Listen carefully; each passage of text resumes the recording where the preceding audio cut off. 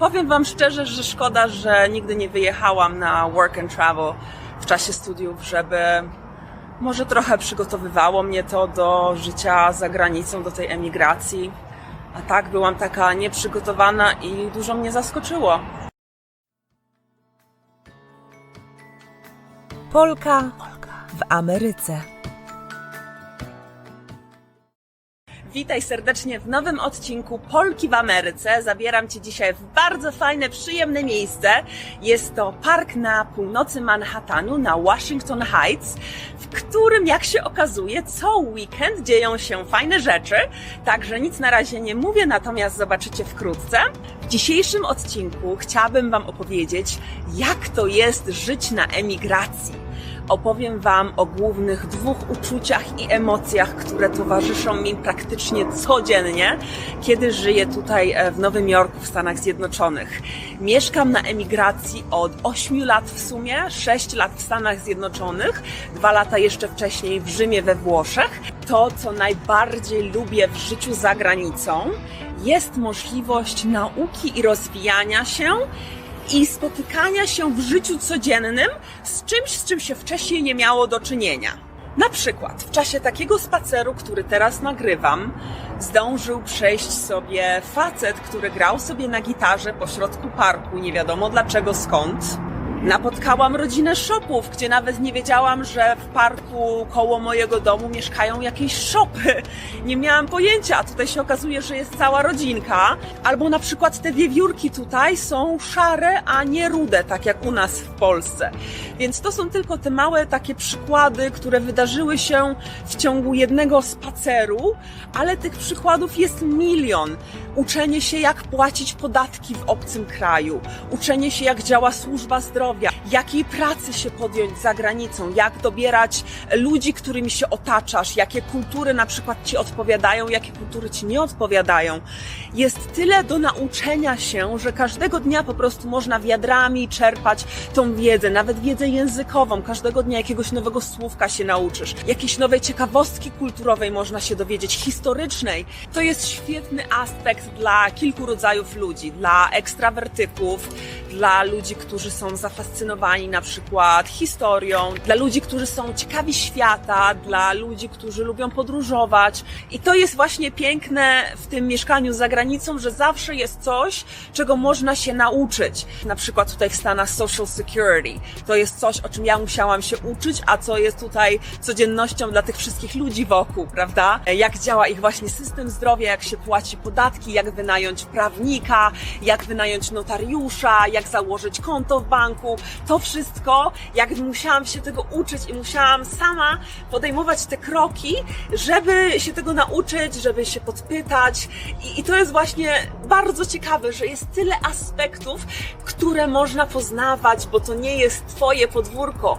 To jest podwórko, w które Ty przychodzisz i chcesz coś oddać jakby od siebie, a jednocześnie chcesz też zabrać, nauczyć się jakby tego, żeby zrozumieć bardziej, w jakim miejscu mieszkasz, żeby zrozumieć, co mają w sobie te osoby, które Cię otaczają, żeby zrozumieć, jak zostały wychowane, jaki jest ich background, z czym żyły całe życie, a czego Ty jeszcze nie znasz.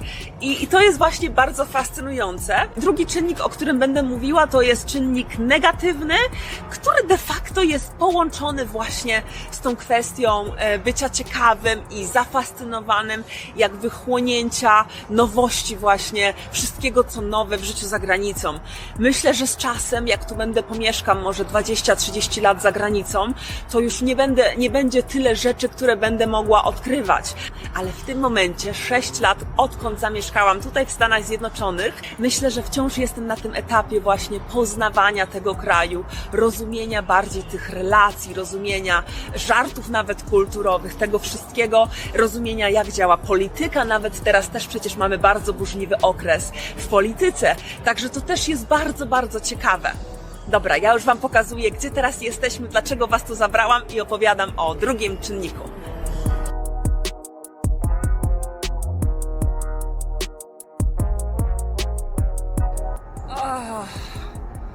Czego się nie robi dla fajnego tyłka.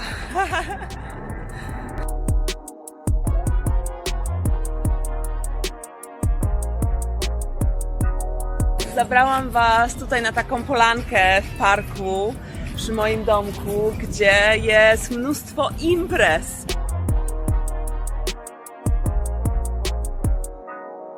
W związku z tym, że nie mają po prostu własnych ogródków, wszyscy mieszkają w blokach, to w ten sposób imprezują, że po prostu zabierają grilla i do parku, mimo że jesteśmy dosłownie zaraz przy stacji policji. Jest godzina 23, przyszłam z chłopakiem na spacer zobaczyć, czy wciąż tu się imprezuje.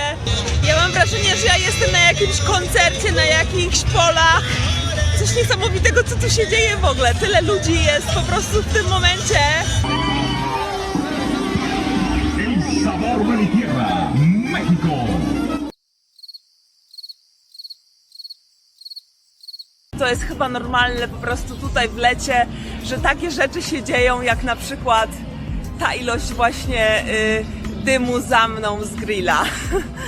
No i tutaj w tym właśnie nastroju takim rodzinnym opowiem Wam o tym, co jest najgorszym aspektem bycia na emigracji dla mnie personalnie. Przycupnęłam trochę tutaj po środku dosłownie chaosu i zamieszania i jestem otoczona balonami, dzieciakami, grillami, rodzinami latynoskimi, które tutaj sobie przyszły poimprezować.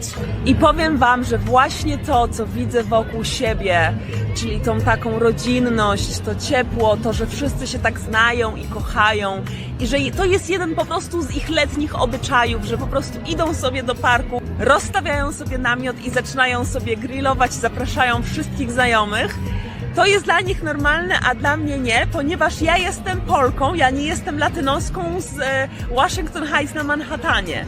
Ja tu tylko mieszkam, ale ja wciąż jestem Polką. I wiąże się to właśnie z tym głównym słowem, które ma dla mnie tak olbrzymie znaczenie i takim jest dla mnie ciężarem za granicą. I to jest ogólnie zrozumiana samotność. Nie ma dnia, w którym nie brakowało mi osób, które były przy mnie od momentu, kiedy miałam na przykład 7 lat. Moje najlepsze przyjaciółki, które znam większość życia. Osoby, które były przy mnie, przy rzeczach, przez które przechodziłam od dzieciństwa jakby, od młodych lat. Rodzice, rodzina, wiadomo. Natomiast to nie jest tylko ta samotność, która Cię boli. To nie chodzi w tej samotności na emigracji tylko za tym poczuciem tęsknienia za ludźmi, którzy Cię kochają, którzy Cię tak dobrze znają. Nie wiesz do końca, komu możesz zaufać. Ja tutaj teraz schodzę właśnie ze skały, to mam nadzieję, że tutaj nic mi się nie stanie. O, przestraszyłam właśnie wiewiórkę, ale może się jeszcze załapie do mnie. Cześć wiewióra. Ale właśnie chodzi też o tą samotność bycia.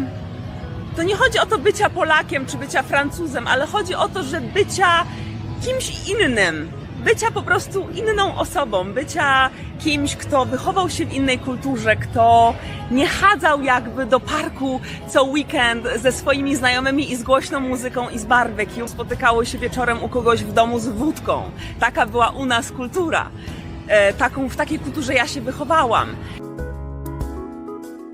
Ciężko jakby bez spędzenia dużej ilości czasu z jakimś człowiekiem tutaj, który nie jest też Polakiem, z człowiekiem jakimkolwiek za granicą, żeby zrozumieć, z czym ja jako Polka w życiu mogłam się spotykać. Chodzi mi o taki prosty element polskiego dowcipu, polskiej kuchni, polskich książek, polskiej kultury, polskiego filmu. Bardziej chodzi tu o ten taki właśnie aspekt kulturowy, czysto kulturowy. Liścia jesz, wiewióra? Myślę, że tą samotność odczuwa się dopiero po wielu miesiącach. Na początku jest właśnie ten element ekscytacji. Może to jest też kwestia tego, że nie otaczam się tutaj Polakami z zagranicą i jedyne do czynienia, jakie mam jakby z Polakami, to jest tutaj moja publiczność na YouTubie i przyjaciele i rodzina. Czyli wciąż moja publiczność na YouTubie. Jakby wszyscy moi znajomi byli z Polski, jakbym mieszkała w polskiej dzielnicy może, jakbym pracowała z Polakami. Myślę, że to by wyglądało nieco inaczej, a tak faktycznie zaczęłam po prostu czuć to polskie jakby osamotnienie po 6 latach mieszkania tutaj i właśnie nie przebywania w ogóle tak naprawdę w polskim środowisku za granicą. Myślę, że to jest kwestia indywidualna, natomiast dla mnie właśnie to poczucie takiej samotności w tej swojej polskości, tylko jeszcze raz zaznaczę, nie chodzi o to, że to Polka, jakbym była Francuzką czy Australijką, mówiłabym po prostu to samo.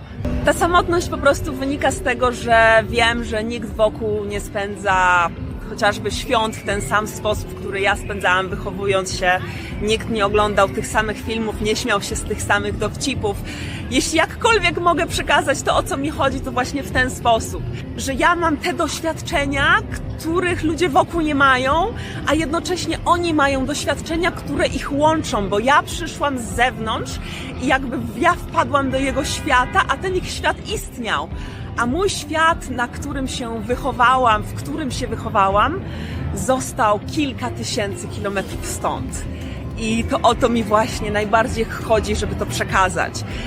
Myślę, że jeśli jesteś emigrantem i oglądasz ten odcinek, to wiesz doskonale, o czym mówię. Jeśli jesteś natomiast osobą, która nie mieszkała nigdy za granicą, a wyjeżdżała powiedzmy na maksimum 2-3 miesiące, to nie do końca może jesteś w stanie zrozumieć to uczucie.